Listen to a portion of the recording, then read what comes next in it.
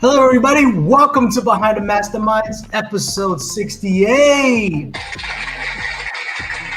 Boy, happy Friday, first of all. And most of you know, if you don't, my name is Brandon. And I'm Cece, and together we are ESCAPETHEROOmers. Yay!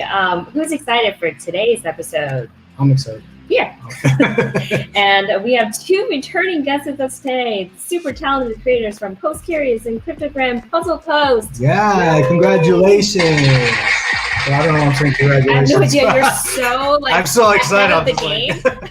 Because we have not done our amazing raffle segment yet, but we're gonna start with that. I'm congratulating the person who's gonna win ahead of time before we do it. Hey, so who's ready to solve the mystery of missing in Jericho by Crimibox? Well, who has time to carve out 3 days or 4 days to play Missing in Jericho? Yeah. Are we ready? Yeah. We're ready. Let's pretty box. Yeah.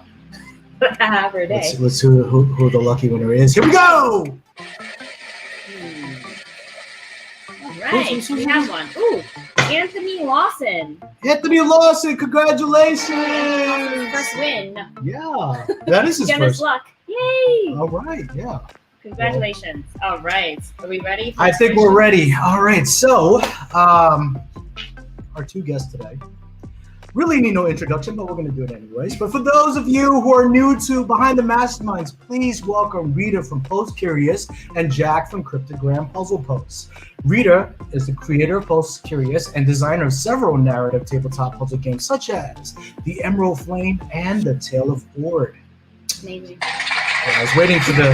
Sorry, a little delayed on the She has a background in escape rooms, art, and object design, and loves to create games with unique stories and puzzle mechanics. Jack is an artist working in illustration, comics, games, music, and model making. Jack is well known for their ongoing puzzle story, Cryptogram Puzzle Post, a collection of which is being published by Liminal 11 next year. Where's the... Here we go. There you go.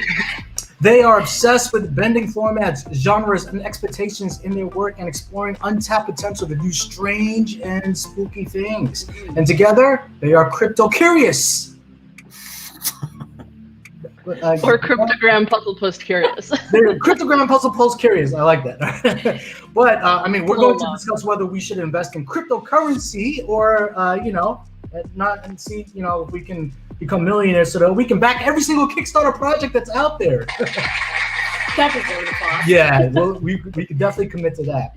Now, well, we're just kidding. I mean, we are here to talk about the Kickstarter that they just worked on together, which is Light in the Mist.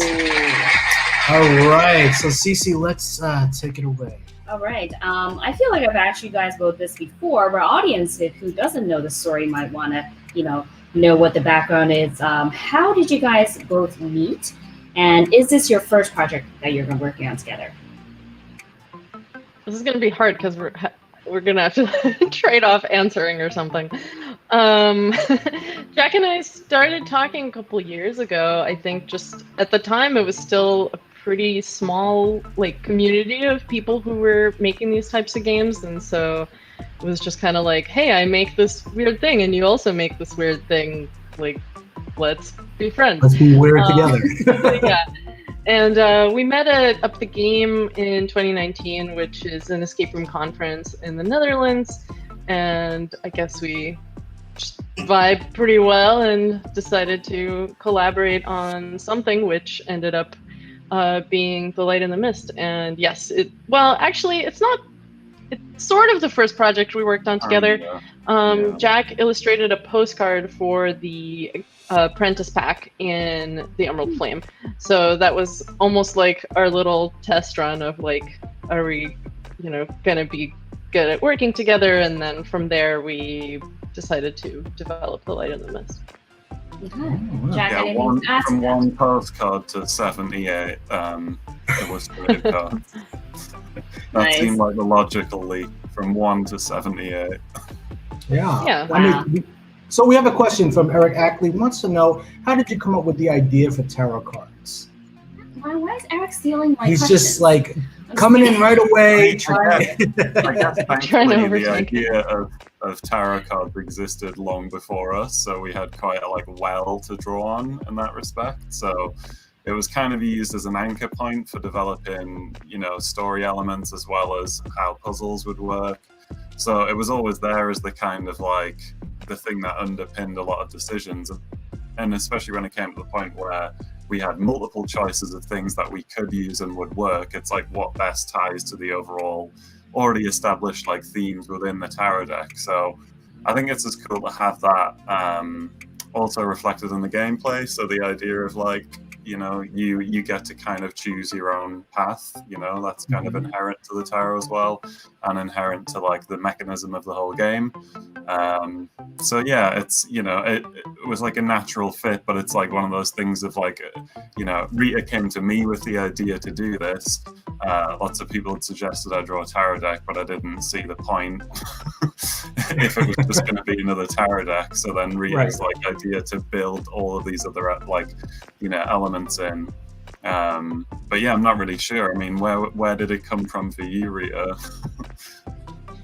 I mean, it was always something that I kind of thought about. At some point, I was considering maybe doing a game in a deck of cards, and then at that time there were like a few of those coming out, and I was like, maybe I'll table that idea for now. But what about tarot cards? Like, that actually seems even more exciting. And when I started looking into it, I just immediately got like a lot of ideas of how to execute that kind of game. Yeah, and Jack seemed like the perfect person to illustrate it. Perfect fit. Yeah, definitely sure. a perfect great fit. team. Yeah. Mark wants to know where you guys are from. I live in Brooklyn. And Jack? Jack, where in you're in the UK or?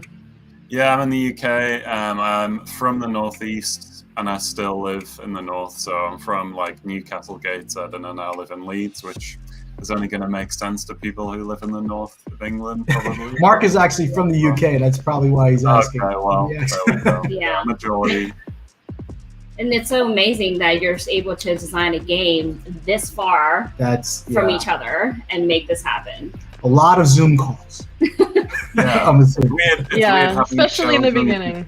Yeah, and like also we just chose that. Like we weren't forced into that by COVID in any way. That was always just going to be the only feasible way to do this. So.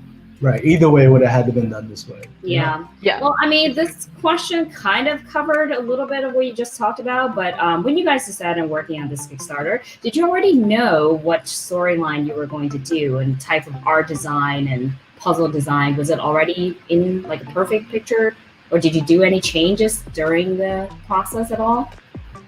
Yeah, I mean, definitely not a perfect picture. I had an idea of how I wanted the mechanic of the game to work, but the puzzles were all designed based on the major arcana cards, so those were kind of came together as I was like doing research on tarot and learning more about the meanings of the cards.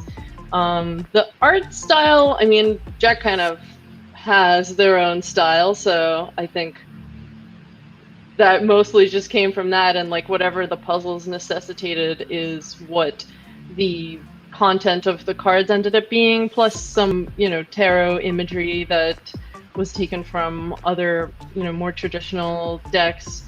For the storyline, we actually started out with something totally different, which the original idea I had for this was something that was a little bit more like a choose your own path type thing, and based on the idea of like reading your fate with the tarot.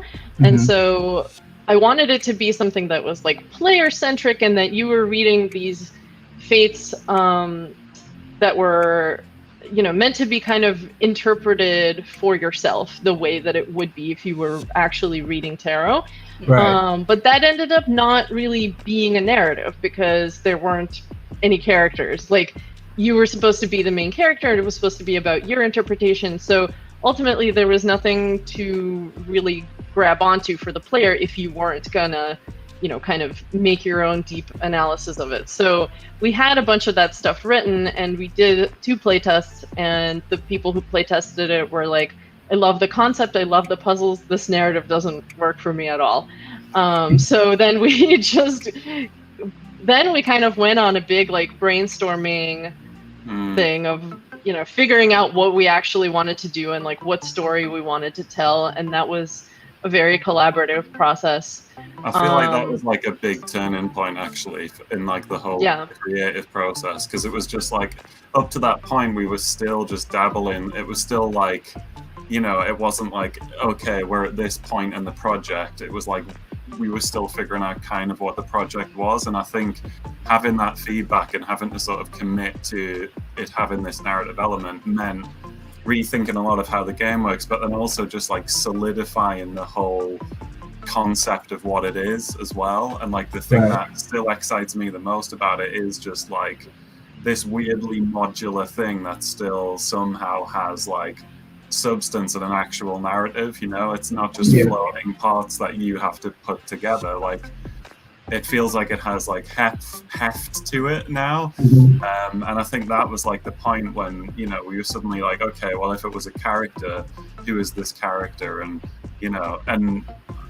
like we've maybe mentioned this before, but it like so much of it just ended up not even being used, you know, the story. So like the world definitely, like for both of us, is bigger than what you know get in terms of text in the game, but I feel like also whoever's playing that is gonna flesh out all those, you know, spaces between the cards anyway.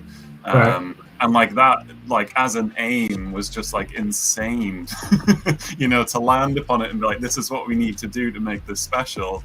How do we do that? And you know, just the process of iteration was crazy from that point onwards, but it was like towards something very specific at that point.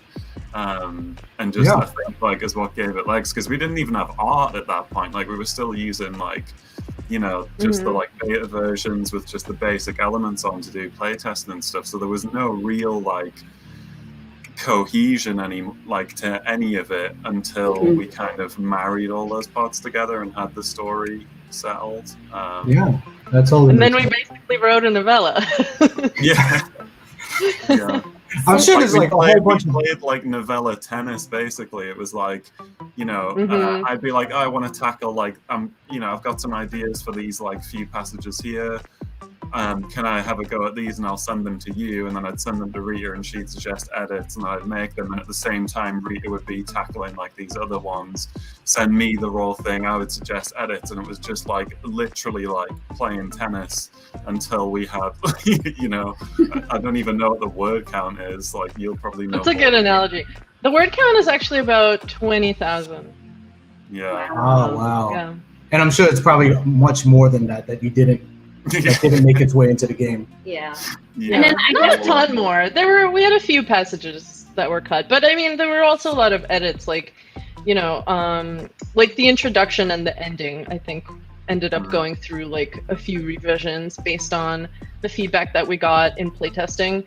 Like certain elements that we added or changed just to kind of make the story more effective and get across, you know, the ideas that we wanted with it. Yeah. And I think like it's very interesting because now that I hear like how the story was created, that you guys actually did the storyline after, because you already had the puzzles kind of made already, and that went through the playtesting. So now you have to like marry that to like a new narrative and developing it. So that's actually a different way of designing that most of the people. Well, it was only after like the first two playtests. So I ran 2 playtests and then was like, okay, we have to rewrite this whole thing. So then I kind of took a pause. We wrote a new story, and then I kind of resumed the playtesting again. And a few of the puzzles were also changed throughout. Like some of them stayed pretty close to what they were when they started, and they were just refined. And there were maybe like 3 or so that were kind of reworked completely because they didn't really work in the original version. And then, I mean, for our audience, you know, who hasn't really what this is about, what is the story and how do we play this game? A little overview without spoiler. Yeah, no spoiler. Do you want to take this one? I mean, do you want to talk about how it's played, and I'll maybe like think about how to talk about the story without spoiler anything Sure. while you do that? Sure. Yeah, so the way that the game is played is that you have the whole tarot deck. It's got the major arcana cards, which are 22 of the 78 cards. And each one of those represents a puzzle, which is solved using cards from the rest of the deck. And once you solve a puzzle, you end up with one or more answers depending on the puzzle. And so each of those answers acts as a solution word, which you can look up in the index to get a passage number. So once you solve something, you get a passage number, and then you read that scene in the story. And if you choose to solve for all of the answers, you can read more scenes. And you only have to kind of have one per puzzle, but if you want to get more of the story and broaden your view of Sam's world, which Jack will tell you more about now, but then you can pursue all of the answers, and that'll give you a greater context to it. And the story is written to be experienced in a non-linear way. So except for the first and last puzzle, you can solve the cards in any order. And the passages that are written along with them are also related to the cards and the meanings of the cards. So depending on what order you solve them in, you're going to experience the story in a different way. Sometimes you're going to see scenes that happen earlier or later, and kind of, you know, maybe you witness the aftermath before you see the cause, or vice versa. So everybody will have kind of their own journey of going through the story. Right. So true. Yeah, and I still feel like I haven't really seen, because, you know, there's so many different paths. I feel like I haven't read the entire, like, you need to like go through it again. Yeah, I probably played through it to see the couple times. Yeah, I think that structure as well really like underpins how the writing is done, and like how you experience that storytelling as well. So as well as it just being this kind of coming of age story, you know, it's presumed you're the same age as Sam, who's a teenage girl. She's gone missing, and you've gone to investigate and find her deck of tarot cards, and that's what kind of leads you on this journey, figuring out where she's gone, but also finding out through these vignettes more about kind of her and her life. But yeah, kind of knowing the whole time that this is, you know, kind of being told through the prism of this tarot deck means that the meanings of the tarot cards are always implied in the background of these scenes as well. So, you know, it's like we were saying before, the modularity of being able to enjoy this as just a story if you really wanted to, or just use it as a tarot deck if you really want to, or kind of ignore the tarot elements and the story altogether if you just want to solve some puzzles. But really, it's like what we're interested in is the synergy of the three things. And if you can kind of hold the through line in your mind while you read in the story, you know, like, what does the puzzle challenge me to do? What is this tarot meaning here, and like, what is this story trying to say about this character? That's kind of the way to wring the most juice out of it, you know. So yeah, that's the storytelling kind of element to it, at least. I think Rita has like a copy of the game there. Can you show it to the camera? Yeah, but mainly I also because have sometimes, like, you know, from photos, you might not actually see the size. Yeah, I love how portable it is. No, this is It's pretty small, and you can see like it next to the Emerald Flame box, which is like 3 times as big. Yeah. And how about some tarot cards? Like, show us one. Yeah. I think we had a question from. It's a very fat deck, so it's actually like quite. I never like know how people shuffle tarot cards, because there's just so darn many of them. We had a question from Karen, who's like, "What is your favorite What's card?" your favorite card? I think it's one of our questions too. I know. They're stealing our questions. Favorite card to draw? What was your weird. favorite card to draw, Jack? I mean, the tower, for sure. The tower. The tower was the only one, because, you know, we have like original art up for grabs through the Kickstarter. So I kind of knew going in, like, okay, I need to like be ready to say goodbye to any of these drawings, but I kind of made obvious to Rita early on that I wasn't gonna let go of the tower one. If I was gonna have one, it was gonna be the tower drawing. But yeah, I don't know. I mean, design is a whole other thing as well, though, isn't it? Because I think a lot of the success of the card is where the design and the you know, the visual kind of marry together in an elegant way. So I know like Rita was pretty keen on the temperance one, which I also kind of like as a way to sort of bring in like parts of the classic tarot imagery and symbolism along with like story elements, and kind of just give you all of the information you need to solve the puzzle in a way that doesn't feel kind of, you know, like it's an add-on or something. Right. Rita, is that your favorite card, the temperance? Well, I don't know if it's my favorite card. It's my favorite of Jack's interpretations of my puzzle draft art, which is like incredibly plain. And there were so many times where I woke up, because, you know, we're working like round the clock. So I would wake up in the morning and Jack would send me some sketches, and it would just like blow my mind constantly, because I was like, how did you take this that I drew and created this amazing thing? And I think the temperance one was one of the ones that just, I don't know why it evoked this reaction in me, but when I saw it, I was like, I love this so much. The Hierophant was also really good, and like those are two that I think were just like so plain in the original. Like it was literally just a diagram that was contained the minimum information necessary to solve the puzzle, and then it like became something that had like composition, and I think it's the evolution of what you knew it was, and then how it ended up. I mean, I would also mention, like, I've had, you know, 33 issues of Cryptogram to practice doing this exact thing.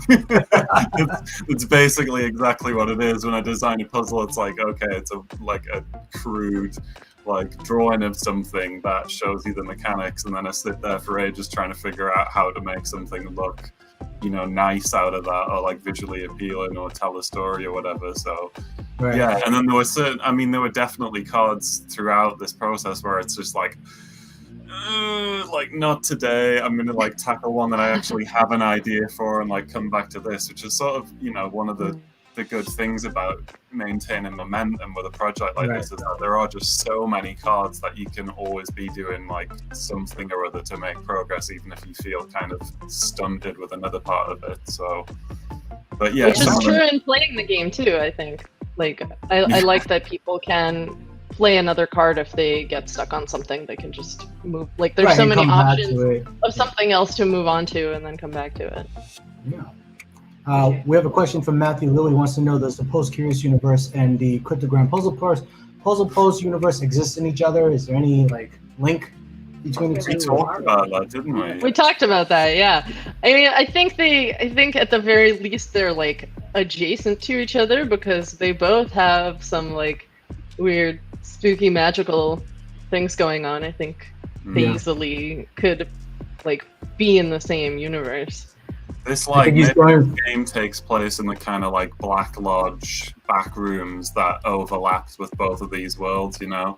If you do the right thing in each of the Cryptogram and PostCurious worlds, you might enter this overlap world where this game takes place. I sense some like Easter eggs. Yeah, I think he's basically asking, is the Avengers and X-Men, do they correlate in some type of universe together, or there are Easter eggs, by the way. I just want to confirm that fact, that there actually are Easter eggs. There are Easter eggs, but they're pretty small. It's more just like you might notice it and be like, it's a little wink to something. You know, it's more of a wink. that just added another like 10 hours of gameplay to this game. Yeah, for those are looking for that. So how was the I know you talked about like dividing the this project in terms of like who's focusing narratives and who's focusing on the art and puzzles, but did you guys have any like intertwining moments that you've done together? Like, other than, you said narratives, definitely two parts of that, but did you also do a few of the artsy things, Rita? I did.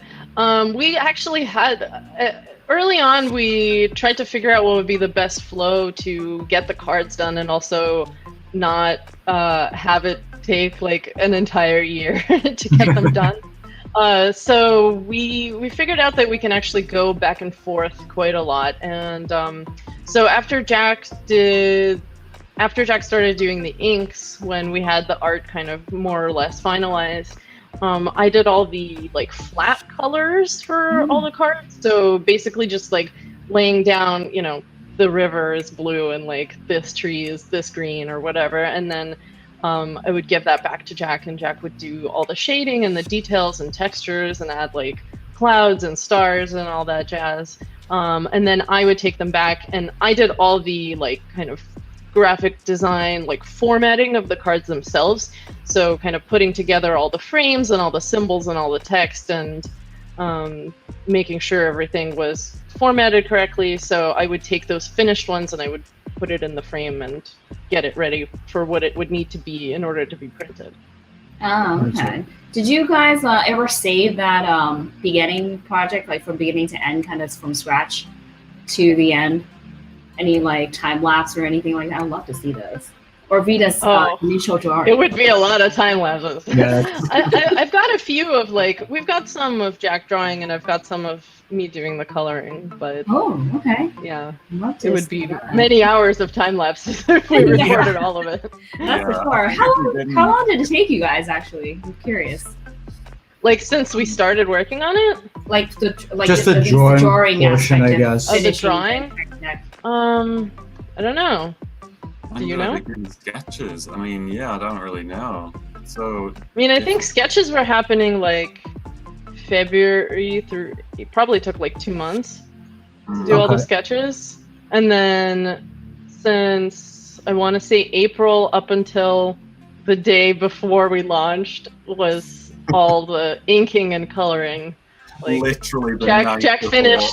Yeah, Jack finished doing all the shading the night before the actual. Oh wow! Because like you guys had the preview copy, and like about half the cards were completely done, and then we were still finishing up like the teeny details on everything else. So, but now those are done. Oh wow!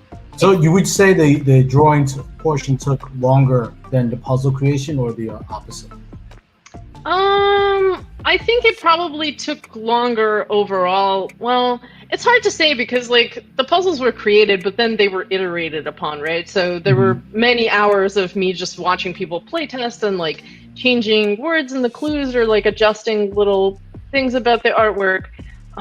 So honestly, it's like hard to quantify how many hours it all took. I started working on the puzzles since actually before we launched Emerald Flame last summer, because there was that like gap in COVID where I was planning on launching in April, and then it was like the world is on fire, we have no idea what's gonna happen, and so I was like, well, I'm gonna launch it later, and then I just started working on this because the other game was already done. So I think the puzzles were sort of like semi-finished around December was maybe when I did that first playtest with the failed narrative, and then we were rewriting it around then.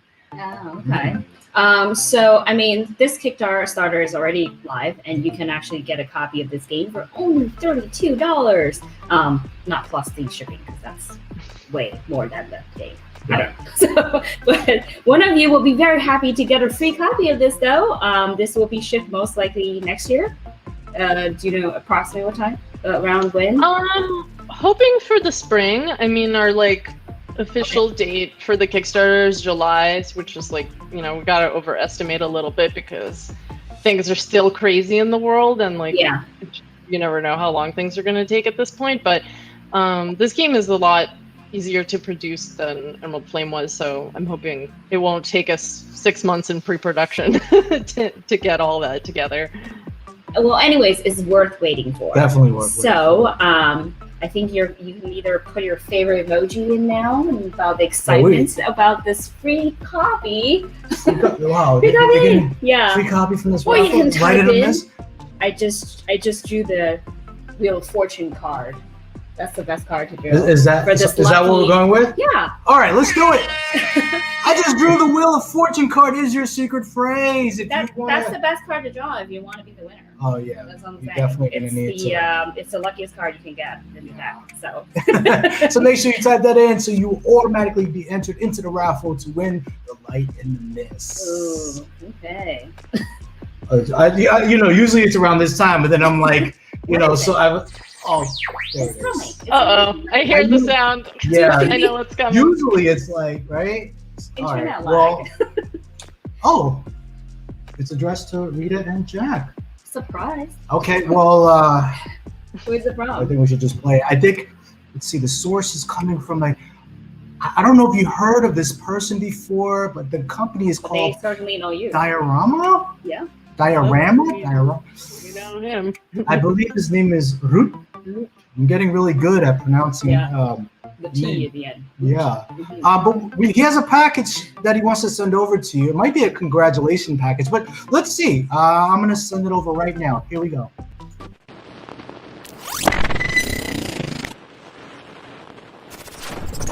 No. Hi, Rita. Hi, Jack. Here's a puzzle. Like, I have this safe, this pretty wooden safe, but the person I got it from wasn't sure what the code was anymore, so he had this note that he wrote down for himself, and all he knew to help me figure out the code was he was sure it was 4 different numbers, and he said, if you don't see it, just give it some space. That's all he said. So I hope you can figure out what the code is. That's all The he worst said. thing is I've seen either this puzzle or one very similar to it before and have literally no concept of what the solution is. Jack, I thought you were going with, and I know the and answer. I already know the answer to this. You. I was like, I have no Well, idea. let's go to the audience because a lot of comments came in. Oh, sorry, it's about the secret phrase. They're typing in the secret Not really phrase. helping you with I the thought they were puzzle helping aspect, you. But if we do need a little time, we can come back to it, yeah? Yeah, well, one more time for those who missed it. Secret phrase is I just drew the Wheel of Fortune card.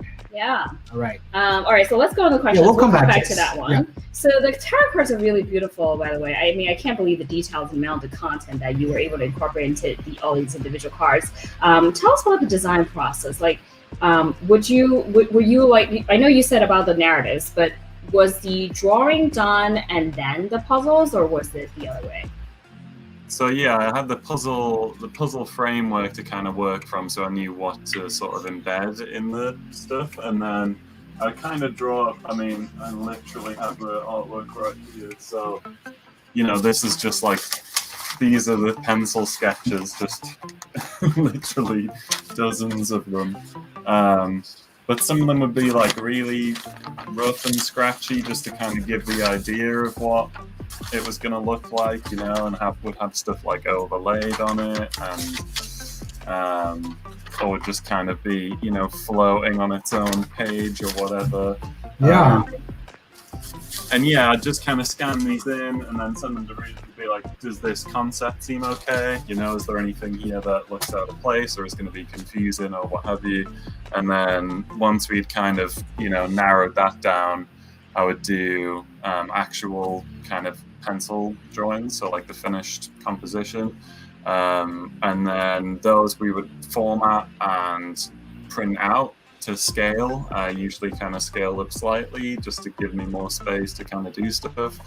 And then I would do the inks kind of over that on a light box, scan those in, tidy them up in Photoshop. Rita would lay the flats, then she would send the flats back to me. I would do the shading and finishing, and then I'd send them back to her and she would format them for print.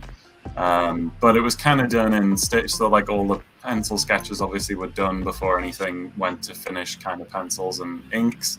But then as we were play testing, there would be like little chunks of cards that we would be like, okay, if we kind of cane it for the next 2 weeks, we can probably get all of the, ones done here and they'll be ready for the play test. So then, we would like work towards little deadlines like that to get it looking like it was gonna look more or less in the finished product, and then do all the finished detail work and stuff after that. So it wasn't like as clean cut as step A, B, C, D, E, F, but those were the stages in whatever. But it was puzzles first. But it was definitely puzzles first, yeah. Yeah. I would think so, because your cards were pretty, connected in terms of the puzzle, and you needed to know like how many you needed to use for each puzzle. Yeah. That's another thing. Yeah. And how there was a fair amount of testing before I even got Jack to start the sketches, because like you say, everything was so interconnected and there were a lot of puzzle pieces that are like on different cards, right? So we had to make sure that those things were going to synergize and not like there were a couple times where I ended up having to switch what was on which card, because if it was just going to be too crowded, like have too many elements, or some card might have ended up like looking a little plain if it only kind of had one puzzle piece on it. So we kind of moved things around a little bit, and that all had to be done before the final sketches were going to be started, because otherwise Jack would have to do a lot of editing to actual drawing, and that would suck. That would be very time consuming. So it comes back to that problem solving of like, what are the elements that need to be here, and then how do you translate that into a cohesive visual idea? You're trying to make it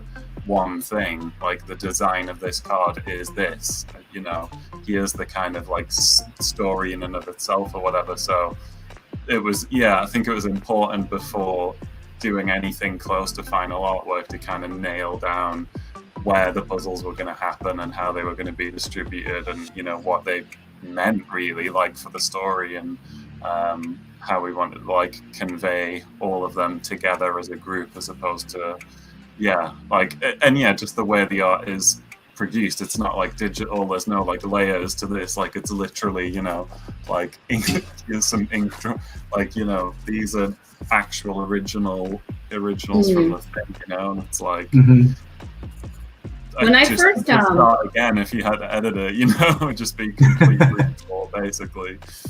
Yeah, when I first saw the major Arcana card set, I was like, oh my god, because you have so much going on in each card. I was like, am I gonna feel like they're like red herrings? Like, am I not gonna know like which card goes with what puzzle? But you guys really made it clear, like the major one has certain components and you're only looking at those, even though there's like all these other stuff on there, but for sure that you're not using them. Yeah. Like somehow those were very clear, and I was really impressed. Into a microscope. This way I can see everything that's hidden in the background of the card. But this one you didn't really have any issues. Yeah, I didn't really need to. It was very. I'm glad that you didn't have issues with that.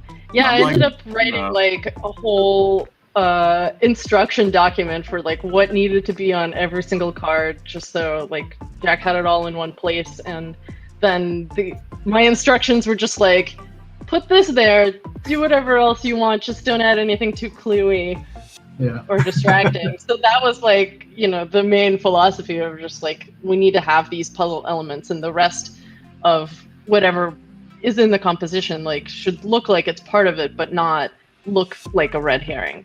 Yeah. So that there would be, you're not going to get distracted by just like a tree, because it doesn't have anything that looks like it's a puzzle in it. Right. It's a nice looking tree, but it's not part of the puzzle. There's nothing hidden in there. But the cluing is really good. With that level of detail, I'm also very resigned to the fact that most of it isn't going to be looked at really. That stippling it is appreciated though, just like our background here. Yeah, but the cluing is really good too. I wanted to mention that because in the narrative, you were able to like build it in, but the cluing itself kind of told you what you were looking for, but then to the point where you're not exposing the actual process of how to solve a puzzle. So that really made the solving part a lot clearer to the players from that aspect. So props to that as well. Yeah, definitely. Yeah. So I wanted to do a little exercise with you guys, since you're really great artists, and throughout the game I haven't seen any picture of any characters in the storyline. Yeah. This has really given me some space for imagination. Like, what do they look like? So at the second, I would love to see what you think of the main character Sam looks like in your imagination. So if you could just please draw a version of Sam and show it to the audience, that'd be great. She's short hair. Wow. No, I don't think you need to do shading and inking, any of that stuff. Just a simple sketch. Just a quick posted sketch. The funny thing is, it was actually really intentional to not, like, even in the cards, we didn't include any people in them, which normally they do. Like, the farthest we've gone are hands. And normally tarot cards have so many people on it that was also kind of a challenge of like how to interpret these ideas. Right. Yeah. But I mean, like, also I wanted to see if you both have a different perspective of like what Sam should I mean, look like. almost certainly. So audience, I'm really bad at drawing people. So.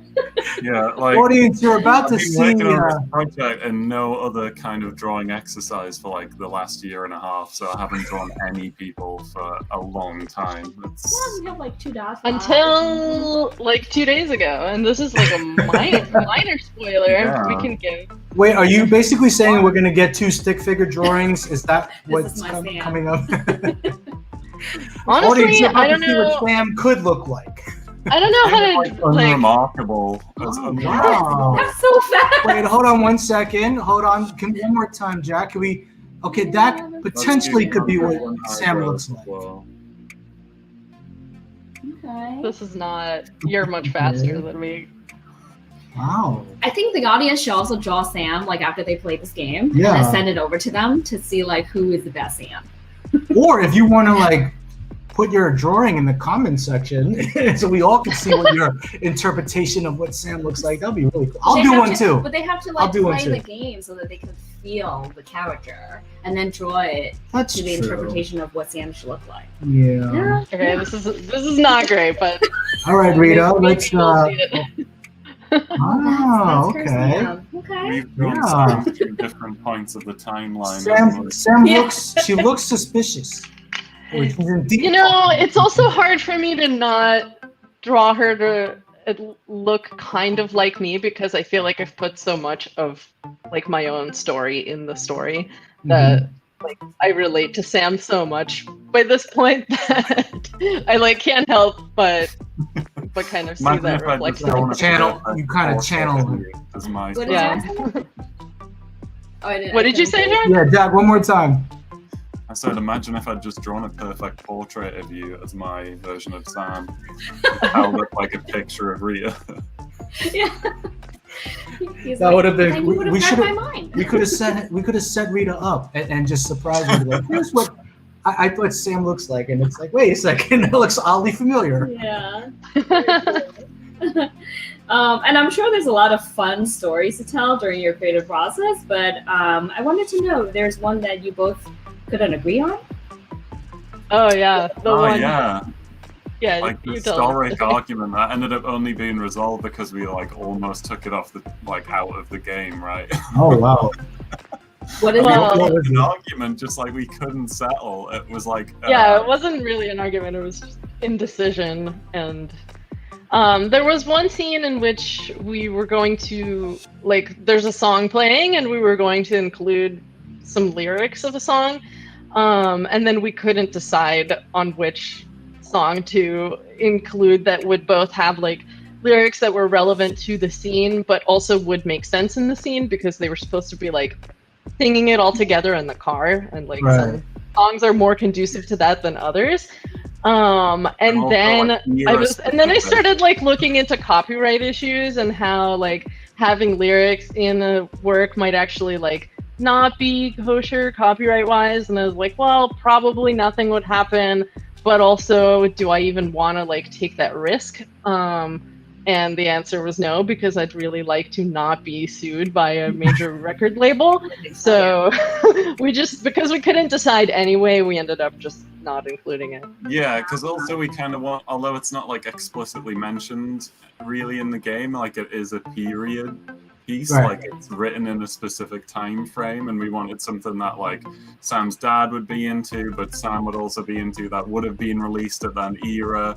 And so I considered it a holy quest basically to find the perfect song, and kept kind of circling around on a few, being ooh, this is pretty good, but then Rita was I'm not really into that. I'm sorry And she'd I have killed something your and dream. I'd be I don't know if that's the one, and we'd each kind of have a few front runners and then almost agree on one and then be no, I'm not really sure. So then eventually we took it off the table, but later on I think we did include a song that one of the characters hates, and that was way easier to agree on. But it's not a copyright issue to include a title. Right. You're but lyrics is an iffy thing. Yeah, there's so many songs that have the same title and they're completely different. Yeah. Yeah. You should make a bonus puzzle at the end of the game and be like, if you want to know about the song, solve a puzzle. Well, Keep your that link. might already exist. Oh, we found one of the eggs. We definitely did not make a playlist for Sam that you can listen to if you solve one of the bonus puzzles. Definitely not. Spoiler. Yes, anymore. You heard it here first. Yes, anymore. Okay. Well, now that you're done with this project, are you taking vacation, or are there new things going on from a joint venture or from separately? Like anything you want to promote here that our DMs can start saving money for? You go first. Yeah, I got a book coming out next year. The first collection of the Cryptogram Puzzle Post series. It's going to be called the Stormlamp Rituals. It'll have the first 18 issues plus like loads of extra stuff, things edited, things added, like where we've like really zeroed in on what the actual physical thing is going to be now, and it's just like the most exciting thing ever that I can't talk about, but it's going to be great. And it'll just kind of you have be a title now. at least, so like follow me and you'll find out about it. My Patreon's free at the minute, so if you want to sign up there at any tier, you're not going to get charged for anything until I give you like fair warning way down the line, and I'm just going to keep Patreon updated about everything. So patreon.com/Jack Fallows or cryptogrampuzzlepost.com will take you to every other facet of this thing. But yeah, it's coming out from Liminal 11, should be out autumn 2022. Oh wow. Rita said that you have a title. Are you able to disclose the title yet, or? Yeah, the Stormlamp Rituals. That's what the book's going to be called, and probably the series really kind of moving forwards. Like Cryptogram Puzzle Post worked as the name of the business / series as it's kind of coming out in single issues, but as a collected kind of story, we decided like it needed a name for what those 18 issues were, and what the series is in general and stuff. So okay. And Rita, what do you have in the near future? So I've got a few things kind of in the cooker. One of them is I'm working on a chapter for a puzzle anthology that has a bunch of creators involved, and everybody is making a chapter in this puzzle book, so I think that's going to be really exciting. Yeah. I don't think we've really announced it anywhere yet, but it will be, around soon, I'm sure. Next year. Next year or this year? I don't know. know. I'm not there is a person who is kind of putting together the whole project, and so we're kind of along for the ride and just making our chapter, but they're assembling everything. So I'm not sure where everybody is in their work yet, but it is the silliest thing that I have ever written. So I'm kind of excited to share that with everyone. And I'm also working on a limited release game for this Christmas, which hopefully will happen if I don't get derailed by other things. And that's gonna have some illustration by a woman named Amelia Leonards, who you can find on Instagram, and her dreamy art is just absolutely beautiful. And then I've got the next kind of big PostCurious project has been percolating for a long time. Doesn't have a title yet, but that'll be coming in 2022 when I have time to actually work on it more. So her first question was, are you taking a vacation? I guess not for a while. Not right now. No, I wish. Yeah, the day that I complete the kind of last few visual elements and things for this is the day I begin visual elements for the Cryptogram book, pretty much. It's going to be straight from this into the next most intense project of my life. Yeah. But it's beautiful. That's all that matters. Yeah, the product and the quality is amazing. I feel like my chops are really up now, I've worked on this game so intensely for this whole year. It's if I need to draw trees or mist or rivers for this book, I've got it down. He's the master illusionist of trees and yeah. All right. Well, I saw a lot of answers coming through for Cryptic Forward. Do you Alrighty. want to give it another go before you I definitely see have some to- answers too, and I appreciate it, audience. Because I'm not sure if I was gonna get that. I mean, I see it now. I see it now that you've said it. It makes All right. sense. For those who are joining us now, let me play this one more time, and And then then we'll show the answer. yeah, we can definitely go through the answer. Here it is.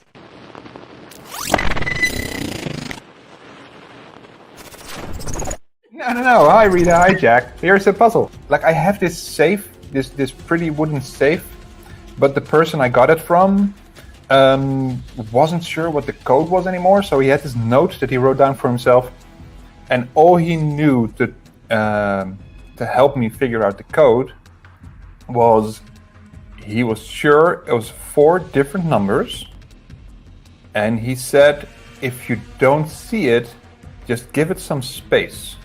That's all he said. So I hope you can figure out what the code is. All right. What are we thinking? Well, I'm thinking thinking a child, so I'm just gonna let the 6593 picture seems. Is that Seems the like answer the you want to right go thing. with?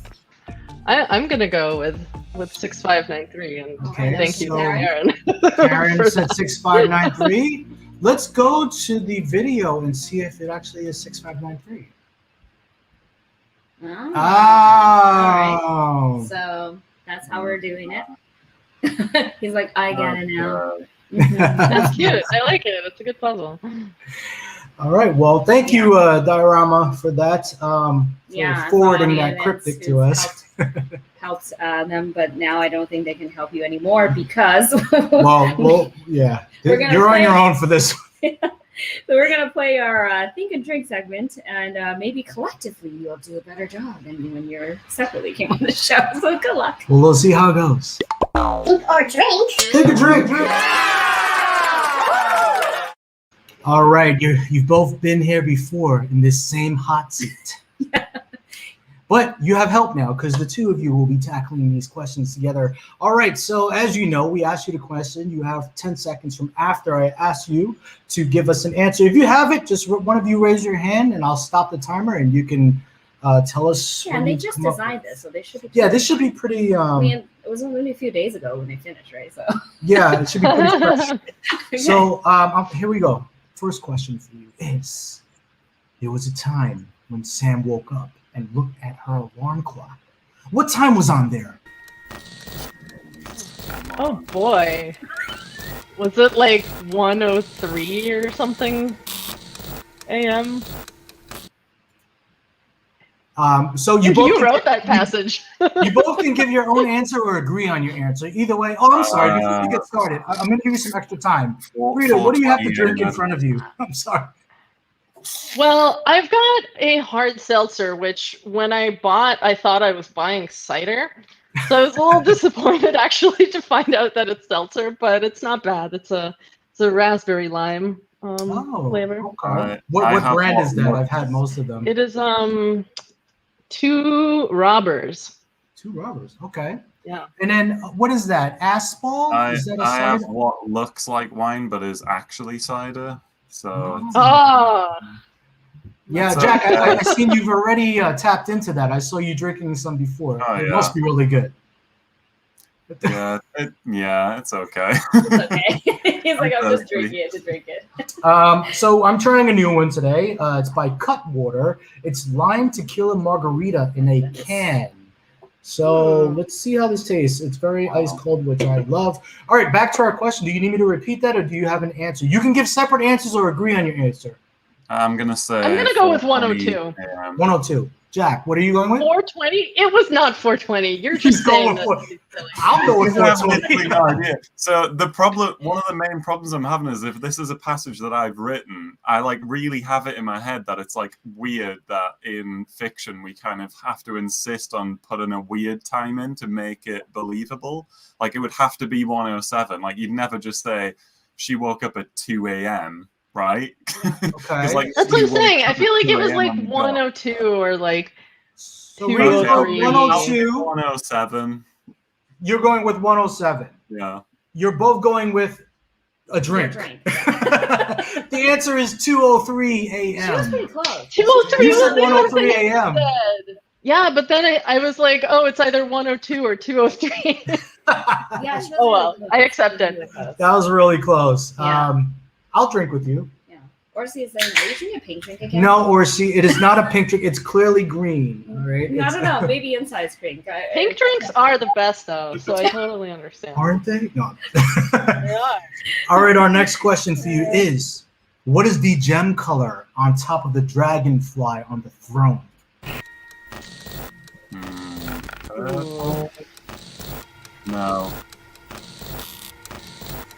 It's like a really I don't remember perfect which. composition, isn't it, that one? I don't remember what color that throne is. It's not Is it- blue. Not say blue. It's not. It's not red. yellow. Okay, hold on. It's either purple or red. I'm gonna. I'm gonna say purple. All right. Rita's Okay. going with purple. Jack, are you going with purple, or do you have your own answer? I'm gonna say red. All right. One of you is right, and obviously one of you is wrong. So, Jack, how does that cider taste? The answer is Yeah. purple. His Congratulations. The frog. The frog is red. I was hoping he was going to. So, Jack, I'm drinking with you because Rita got that one right. It is purple. Tastes like defeat. Okay. All right. Our third question for you is: what country was tarot cards invented in, and around what year? If you get it right, there's two answers. And there's- I drink twice, or you drink twice. I think it. I want to say the year was like 1500s-ish, Yeah, like I early think 1500s. Let's go for that then. I have no Combine idea our about the country. guesses. Yeah, let's combine those answers. And Okay. what country? What country would you say it was invented in? I've got a feeling it's like Spain or Italy, but I'm leaning towards Italy. And Rita, do you lean towards Spain, or you are? I'm gonna go with France just to like split the difference. Okay, so Jack is going with Italy. You're going with France, and you're both going with the 1500s. Yeah, that sounds right. All right, let me calculate this right. Rita, you drink twice. Jack, you and I drink once. The answer is Italy, Oh, wow. 1430s. 1430. 1400s. Wow. Yeah, I was only off by a century. It was only off. Cheers. All right, Rita, you drink once. We'll all drink once. Yeah. Italy, 1430s. Wow, that's really back there. Yeah. Yeah. So All right. Fourth question. This one you're gonna get. What is the seventh card in the major arcana? Oh. Is it the Lovers? Or the Hierophant? I think it's Lovers. No, I think Lovers is 6. Shit. Is it the Chariot? Angela, the police is coming. No, I could just... Can I cheat and look at the cards? but No looking. Go with your first. Oh wait, you got an answer, Lovers. and I think Camilla it's Morgan is the Lovers. correct answer. It is Chariot. Angela came is through Chariot. with the answer. Yeah. Go with your first That instinct. was, What Your number first that was it? going to be my guess. I know Lovers is 6, so I was going to go Oh. with Chariot. Thank you, Angela, for Yeah. verifying. You're slow on the tada trigger. Sorry, I haven't pressed the tada yet. Oh. No, they didn't. We're not doing great today. It's true. I did much better with the Emerald Flame Thinker Drink, but I think your questions were easier. Yeah, that is true. I have been. Okay, you ready? We have one more question. Last question. Go. If the moon appears in your present, you should be wary of what? It's like a tarot card depiction. Oh, wary of what? Yes. You should be wary of things that appear to be something other than what they are. Jack, do you agree? Yeah, it's about illusions. I will drink twice. You both got it right. It's deception. Deception! Yeah. Yay! Thank you so much for playing Think or Drink with us. We really appreciate it. And also for being good sports for going through it twice. Yeah, these are great. These are great. We had some answers coming through, but you guys did pretty good. Yeah. Yeah. Werewolves. Yes, deception. That too. Okay. we'll take that one. Okay. All right. So once again, the secret phrase to win the copy of The Light of the Mist is I just drew the Wheel of Fortune card. And if you type this phrase on our YouTube, please email us your answer. Please email us your name because we can tell from the YouTube handle, and also your email, of course, so we can alert you when you win. There's only one more letter number to collect for the complete meta puzzle to enter the Mobile Escape episode 1 to 12 giveaway or a gift card with equal value. People have complained that your things are getting a little harder for them to I'll give find. you a hint for today's letter or number. Okay. Never mind. Forget that. I won't. Okay, so I don't even know if that counted as a hint. So make sure you find these hidden stuff in episode 50 to 69. And next week, our guests will be from Belgium. Again, Belgium. Another Belgium, yeah. I keep missing their chocolates every time they say Belgium.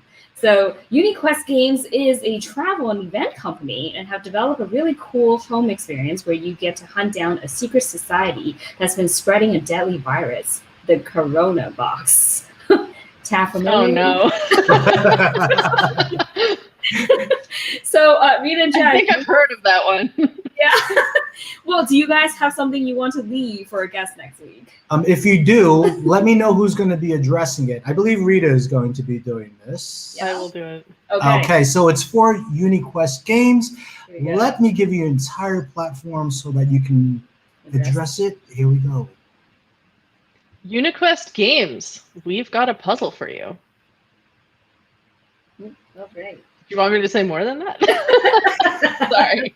I don't know what else to add. I feel like it's pretty... I don't have it in front of me, so I'm actually like, what did He's gonna add it in. Yeah, after. I'll add it in. So for audience who wants to know what that quest is, what that puzzle is, you'll be able to find out. I could not add it and have UniQuest Games look in her background for it. Like it's in her background somewhere. That is true. I think it confused him for a bit. Yeah. Well, it is a word puzzle. I think it's pretty self-explanatory when you you see we'll it. Definitely have that side by side while you're addressing it. Yes. And thank you everyone for your support. And obviously, if you want to find out what that puzzle is and also more things about UniQuest, please tune in to our Friday show next time at 4 p.m. Eastern time. Thanks, guys. Have a good weekend. Thank you for having us.